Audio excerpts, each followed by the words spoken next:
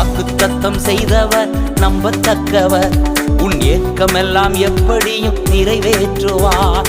பயம் வேண்டாம், திகில் வேண்டாம், படைத்தவர் உன்னை நடத்தி செல்வார். நம்பிக்கையினால் நீ வாழ்வு பெறுவாய். நண்பனே நீ பயப்படாதே.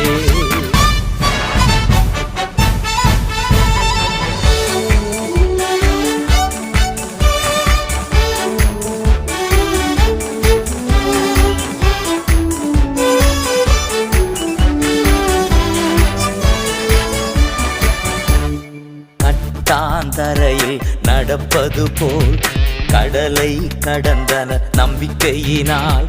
கட்டாந்தரையில் நடப்பது போல் கடலை கடந்தன நம்பிக்கையினால். எரிகோ மதில்கள் விழுந்தனவே